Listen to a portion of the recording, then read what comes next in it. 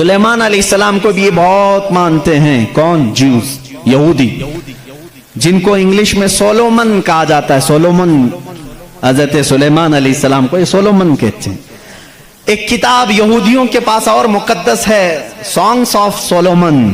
कुरान में 30 पारे हैं ना, पहला पारा, दूसरा पारा, तीसरा पारा, इस तरह से उसमें पारे समझ लें या अलग अलग टॉपिक्स। ये कितने हैं? 73 हैं।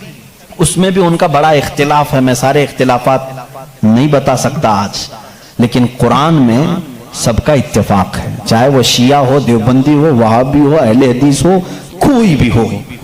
जो अकीदा हम रखते हैं अहले सुन्नत व जमात के कुरान के 30 पारे हैं, सबका इस बात पर इत्तेफाक है। लेकिन ओल्ड टेस्टामेंट पर सबका इत्तेफाक नहीं। उनमें से कुछ मजहब 73 मानते हैं, कुछ 66 मानते हैं, 66 मानते हैं, कुछ लोग 27 मानते हैं। बहरहाल ओल्ड टेस्टामेंट में एक बाब है जिसको इस्तिस्ना कहते हैं। एक पारे का नाम है, एक किताब का, एक जुज का, जिसको ड्यूट्रोनॉमी इंग्लिश में कहते हैं। उसमें एक आयत आई है।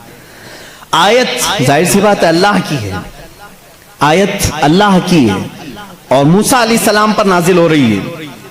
अल्लाह ताला फरमा रहा है, ऐ मूसा, मैं तुम्हारे बाद तुम्हारे भाइयों में, भाइयों से मुराद नबियों में, एक ऐसा नबी भेजूंगा जो तुम्हारी ही तरह से होगा, तुम्हारी ही तरह से होगा, लेकिन मैं उसके मुंह में अपनी जुबान रख दूंगा। और दूसरी आयत आती है कि वो फारान की चोटियों से चमकेगा। ये फारान क्या है? ये फारान की चोटियां कहते हैं मक्का मुकर्रमा में जो अब पहाड़ है, जबल काबा, जो खाने काबा के करीब, इन्होंने उसको सब खत्म कर दिया। आज वहां पर बादशाहों के महलात बने हुए हैं। वहां फारान की चोटियां कहा जाता था कि वो मक्का का एक पहाड़ है। और मुकद्दस किताब ओल्ड टेस्टामेंट में कहा जा रहा है कि वो चमकेगा कहां से? फारान की चोटियों से। अब मैं उसकी तरफ आता हूं। बेचारे ईसाई कहने लगे कि ये जो बशारत आई है मूसा अलैहिस्सलाम को, उससे मुराद हमारे नबी ईसा अलैहिस्सलाम नहीं। ये मुंह मियां मिट्ठू बनते हैं। इस तौर पर अल्लाह ने क्या फरमाया? ऐ मूसा, मैं तुम्हारी ही तरह एक रसूल भेजूंगा। तुम्हारी ही तरह से मुराद क्या है? ईसा अलैहिस्सलाम मूसा अलैहिस्सलाम की तरह बिल्कुल नहीं थे, क्योंकि मूसा अलैहिस्सलाम की माँ भी थे, बाप भी थे। ईसा अलैहिस्सलाम की सिर्फ माँ है और बाप नहीं है। अगर माँ और बाप वाला कोई रसूल है तो वो मोहम्मद अरबी सल्लल्लाहु अलैहि वसल्लम, मेरे आका की माँ भी हैं, बाप भी हैं।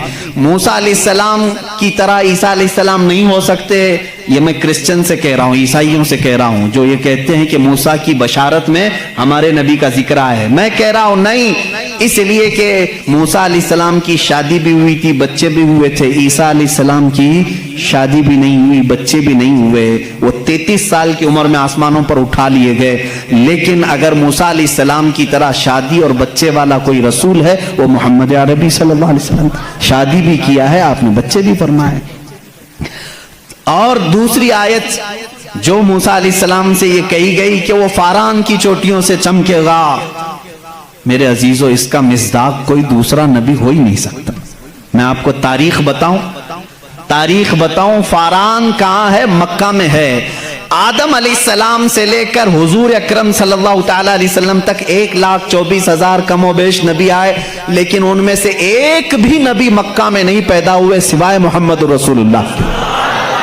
कोई नबी मक्का में नहीं पैदा हुए, सिर्फ मोहम्मद अरबी सल्लल्लाहु अलैहि वसल्लम। मेरे आका सल्लल्लाहु अलैहि वसल्लम 40 साल तक मक्का मुकर्रमा में खामोश रहे, अपने अखलाक व किरदार को इजहार करते हुए। लेकिन 40 साल की उम्र के बाद जब अल्लाह की वही आई, कुरान की आयतें आई, तो सबसे पहले मेरे आका सल्लल्लाहु अलैहि वसल्लम ने पूरे मक्का वालों को एक दावत देकर जमा किया था।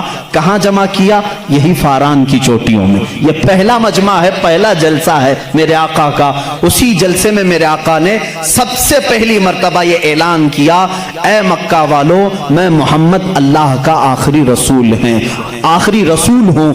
हुजूर अकरम सल्लल्लाहु ताला अलैहि वसल्लम का ये फरमान आलीशान ही, जिसको मूसा अलैहिस्सलाम की तौरात में कहा गया कि वो फारान की चोटियों से चमकेगा। अल्हम्दुलिल्लाह, वो रसूल फारान की चोटियों से जो चमका वो आज तक चमक रहा है। चमक तुझसे पाते हैं सब पाने वाले, मेरा दिल भी चमका दे चमकाने वाले, बरसता नहीं देख कर अब्र रहमत, बदों पर भी बरसा दे बरसाने वाले। या रसूल अल्लाह मैं मुजरिम हूँ आका, मुझे साथ ले लो कि रस्ते में हैं जा बजा थाने वाले, हमारे तो रोड पर ही हैं। बहरहाल या रसूल अल्लाह हमको अपने साथ ले लें, जा बजा है थाने वाले, थाने वाले तो समझते होंगे, आला हज़रत ने शेर में जिक्र फरमाया। बहरहाल एक ओल्ड टेस्टामेंट की एक ही बात मैंने कही, ज्यूज से ये पूछें जा करके कि ये जिक्र आया है मूसा के बाद एक नबी आने वाले, वो कौन से नबी हैं, उनकी ये सिफत बयान की गई है ड्यूट्रोनॉमी इस्तिस्ना में, ओल्ड टेस्टामेंट में ये जिक्र आया है, वो कौन है, वो कौन सा रसूल है, आखिर तुम ही बता दो। वो आज तक नहीं बताएंगे, वो कहते हैं कि शायद आने वाला है, इस रसूल के बाद अब कौन और आने वाला है, अब कौन आने वाला है। चलो इसको नहीं मानते, दूसरी बात मैं कहता हूं, सुलेमान अलैहिस्सलाम को भी ये बहुत मानते हैं। कौन? ज्यूज, यहूदी, जिनको इंग्लिश में सोलोमन कहा जाता है। सोलोमन, हजरत सुलेमान अलैहिस्सलाम को ये सोलोमन कहते हैं। एक किताब यहूदियों के पास और मुकद्दस है, सॉन्ग्स ऑफ सोलोमन।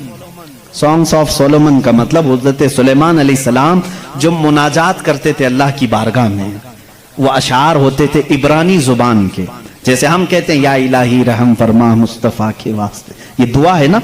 सुलेमान अलैहिस्सलाम इस तरह दुआएं जो करते थे, वो सारे इन्होंने उसको सॉन्ग्स कहा है और उसको जमा किया गया है सॉन्ग्स ऑफ सोलोमन नाम से। इसमें तो शक की गुंजाइश ही नहीं, शक की गुंजाइश ही नहीं, क्योंकि हैरत इस बात की होगी वो इब्रानी जुबान जिसको आज हेब्रू कहते हैं, इजराइल में आज भी बोली जाती है। ये इजराइल जो देख रहे हैं ना आप, जो नासूर है, कैंसर का फोड़ा है पूरे दुनिया के बीच में, यही इजराइल की बात मैं कर रहा हूं। ये आज भी जो बोली बोलते हैं वो हेब्रू है, हेब्रू उसको इब्रानी कहते हैं। इस जुबान में आज भी सॉन्ग्स ऑफ सोलोमन हजरत सुलेमान अलैहिस्सलाम के मुनाजात में ये लिखा गया है, सबसे प्यारा, सबसे मुबारक, सबसे शान वाला, जिसकी अल्लाह के यहाँ पहुंच है, जिसकी अल्लाह के यहाँ मर्तबत है, उसका नाम मोहम्मद है।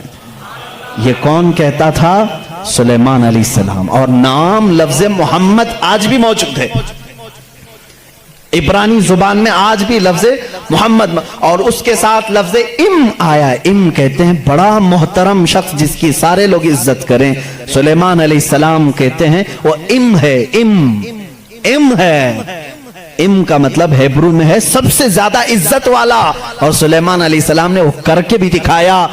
वो तख्त पर जो बैठते थे सुलेमान अलैहिस्सलाम, उस तख्त को जब आप हुक्म देते हवाओं में उड़, तो वो उड़ने लग जाता।